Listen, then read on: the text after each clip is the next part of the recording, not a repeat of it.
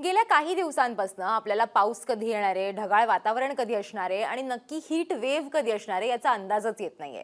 आणि त्याचं कारणही तसंच आहे.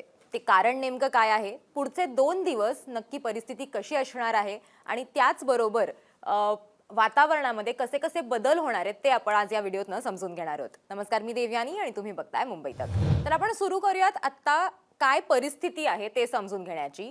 आता वेगवेगळ्या सिस्टम्स ज्या आहेत त्या सिस्टम्स तयार झालेल्या आहेत आणि त्या सिस्टम्समुळेच आपल्याला हे सगळे बदल जे आहेत वातावरणातले ते बघायला मिळतात. आता सुरुवात करायची झाली तर वेस्टर्न डिस्टर्बन्सेस जे आहेत, आता इथे वेस्टर्न डिस्टर्बन्स आहे आणि या वेस्टर्न डिस्टर्बन्सेसमुळे काय होतंय तर जे मॉइश्चर आहे त्याचं इन्कर्जन होतंय. म्हणजे काय तर थंड हवा जी आहे ती भारताच्या दिशेने येते आणि ती भारताच्या दिशेने येत असल्यामुळे काय होतंय तर आपल्याला महाराष्ट्र असेल किंवा वरचा जो भाग आहे या सगळ्या भागामध्ये ढगाळ वातावरण आणि काही प्रमाणामध्ये पाऊस जो आहे तो बघायला मिळतोय. आता ह्या पावसामुळे काय होणार तर पाऊस हा गेल्यानंतर म्हणजे हे वातावरण जे आहे ते ही सिस्टीम गेल्यानंतर काय होणार आहे तर तापमान हळूहळू वाढायला लागणार आहे आणि ते सुरू झालं की काय होतं तर एक अँटी सायक्लोन जे आहे ते तयार होतं. आता हवामान खात्याने सध्या जो अंदाज वर्तवलेला आहे त्यात त्यांनी असं सांगितलेलं आहे की सध्याच्या घडीला एक अँटी सायक्लोन जे आहे ते तयार होण्याची शक्यता आहे असं आपल्याला वाटतंय. ते कधी होणार आहे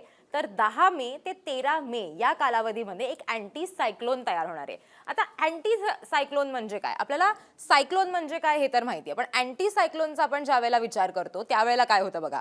आता सायक्लोनमध्ये आपल्याला माहिती आहे की जे प्रेशर आहे, जी हवा आहे ती वरच्या दिशेला त्याची मूव्हमेंट असते आणि मग एक चक्रीवादळ जे आहे ते तयार होतं. पण त्याच बाजूला ज्यावेळेला आपण अँटी सायक्लोन बद्दल बोलतो तर हेच प्रेशर जे असतं किंवा हीच हवा जी असते ती खालच्या बाजूला जाते कारण ती गरम होते आणि मग ती खालच्या बाजूला बेसवरती ट्रॅप होते. आता ती हवा जी आहे ती जशी जशी गरम होत जाते तशी तशी ती बेसमध्ये ॲटमॉस्फिअरमध्ये ट्रॅप होत जाते म्हणजे अडकत जाते आणि मग ती अडकली की काय होतं तर तापमान जे आहे ते हळूहळू वाढायला सुरुवात होते. कारण आधीच उन्हाळा सुरू आहे आणि त्यात ज्या वेळेला एक अँटी सायक्लोन तयार होतो त्यावेळेला त्या भागामध्ये स्पेसिफिकली जे तापमान आहे ते जास्त वाढायला सुरुवात होते. आता हे जे अँटी सायक्लोन आहे ते सध्याच्या घडीला कुठे तयार झालेलं आहे किंवा कुठे तयार होणार आहे असा अंदाज बांधला जातोय तर नॉर्थ वेस्ट इंडियामध्ये. म्हणजे कुठे तर गुजरात, राजस्थान आणि काही प्रमाणामध्ये महाराष्ट्रामध्ये आपल्याला विदर्भ आणि मराठवाड्याच्या काही भागांमध्ये आपल्याला हीट वेव्ह किंवा हीट डोम ज्याला म्हणतात तशी परिस्थिती तयार होण्याची शक्यता सध्या हवामान खात्याकडनं वर्तवली जाते. आता आपण येऊयात की पुढचे 2 दिवस कशा प्रकारचं तापमान आणि वातावरण एकंदरीत हवामान खात्याने काय अंदाज सांगितलेला आहे त्याच्यावरती.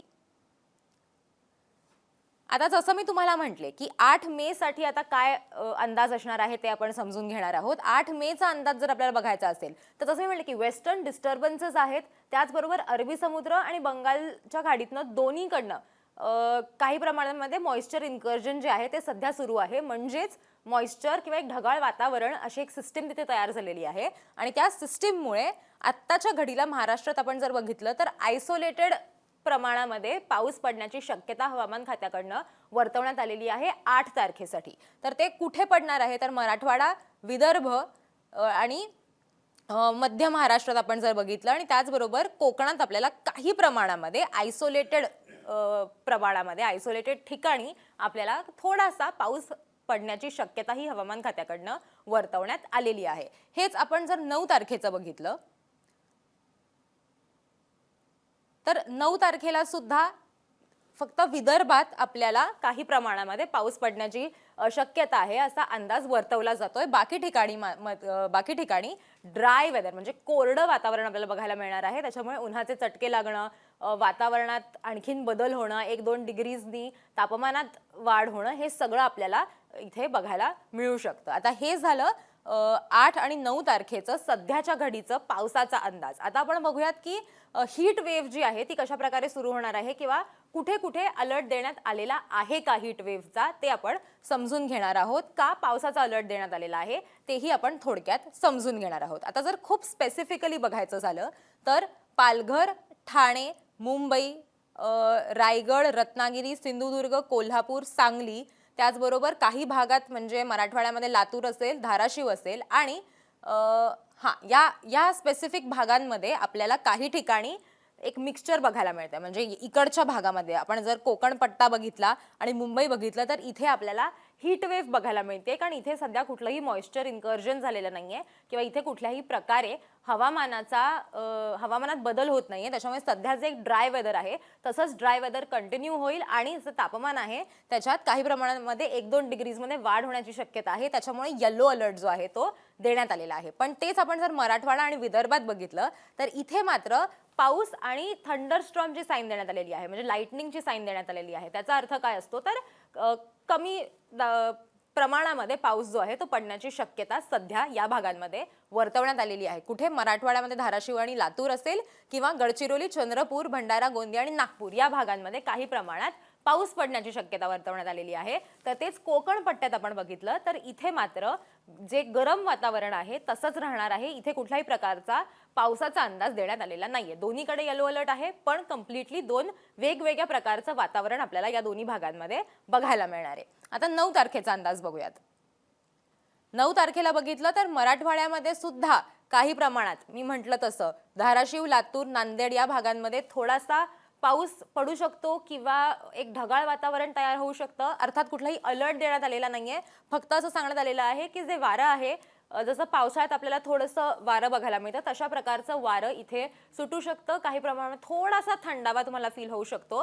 पण अर्थात मराठवाड्यामध्ये पाऊस पडेल असं चिन्ह नाहीये 9 तारखेसाठी. पण तेच विदर्भामध्ये मात्र येलो अलर्ट देण्यात आलेला आहे. त्याच्यामुळे गडचिरोली, चंद्रपूर, वर्धा आणि यवतमाळ या भागांमध्ये आपल्याला तुरळक प्रमाणामध्ये पाऊस पडताना बघायला मिळू शकतो. तर रायगड, ठाणे आणि पालघर या भागांमध्ये मात्र उष्णतेची लाट जी आहे ती आपल्याला बघायला मिळू शकते किंवा जे तापमान आहे त्याच्यात वाढ होताना बघायला मिळू शकते आणि म्हणूनच इथे येलो अलर्ट देण्यात आलेला आहे. बाकी कुठल्याही भागामध्ये कुठलाही अलर्ट देण्यात आलेला नाहीये. याचा अर्थ तुमच्याकडे आता ज्या प्रकारचं तापमान आहे तशाच प्रकारचं तापमान साधारण पुढचा 1 ते 2 दिवस राहील असा अंदाज सध्याच्या घडीला वर्तवला जातोय. सो जसं मी म्हटलं की आत्ताच्या घडीला खूप वेगवेगळ्या सिस्टम्स आहेत ज्या काम करतायत आणि त्याच्यामुळेच असं झालेलं आहे की एकीकडे वेस्टर्न डिस्टर्बन्सेस आहेत. त्या वेस्टर्न डिस्टर्बन्सेसमुळे आपण जसं बघितलं की काही प्रमाणात मराठवाडा असेल, विदर्भ असेल इथे आपल्याला पाऊस बघायला मिळतोय. पण तेच आपण जर कोकण पट्टा बघितला तर इथे मात्र हीट वेव्ह जी आहे ती एका प्रकारे आपल्याला बघायला मिळू शकते किंवा तिथे असू शकते आणि त्याचं कारण असं की इथे कुठल्याही प्रकारे मॉइश्चर इन्कर्जन होत नाहीये. त्याचबरोबर आपण जर बघितलं तर 10 तारखेनंतर हे जे आहे म्हणजे हे वेस्टर्न डिस्टर्बन्सेसचा जो इन्फ्लुएन्स आहे तो सुद्धा कमी होईल. त्याच्यानंतर एक अँटी सायक्लोन तयार होईल आणि ते अँटी सायक्लोन तयार झाल्यानंतर मात्र गुजरात असेल, राजस्थान असेल किंवा महाराष्ट्र असेल या तीनही भागांमध्ये, पंजाब, हरियाणा सुद्धा त्याच्यामध्ये आहे, इथे आपल्याला जास्त गरम वातावरण बघायला मिळू शकतं. म्हणजे 43 ते 45 डिग्री सेल्सिअस पर्यंत तापमान जाऊ शकतं असा अंदाज सध्याच्या घडीला वर्तवला जातोय. अर्थात हे काय एका दिवसामध्ये अचानक 4 आणि 5 डिग्रीज टेम्परेचर वाढेल, तापमान वाढेल असं नाहीये. पण हळूहळू म्हणजे आता जर 40 असेल तर मग उद्या 42 पर्यंत जाईल, मग 43 होईल, मग 44 होईल, असं होण्याची शक्यता सध्याच्या घडीला हवामान खात्याकडनं वर्तवण्यात येते. पण पुढच्या 2 दिवसाचं बघायचं झालं तर विदर्भ आणि मराठवाडा या ठिकाणी आपल्याला काही प्रमाणामध्ये तुरळक पाऊस बघायला मिळू शकतो. तर आपल्याला कोकण जो अख्खा पट्टा आहे तिथे मात्र गरम वातावरण असणार आहे आणि बाकी ठिकाणी तुमच्याकडे आत्ताच असं म्हणजे मध्य महाराष्ट्र असेल तिथे ज्या प्रकारचं वातावरण आत्ता आहे ते तसंच पुढचे 2 दिवस तुम्हाला बघायला मिळू शकतं. हा होता 2 दिवसांचा हवामानाचा अंदाज. असेच व्हिडिओज घेऊन आम्ही रोज तुमच्यासमोर येणार आहोत. तुम्हाला हे जर व्हिडिओज आवडत असतील तर मुंबई तकला सबस्क्राईब करायला विसरू नका. बघत रहा मुंबई तक.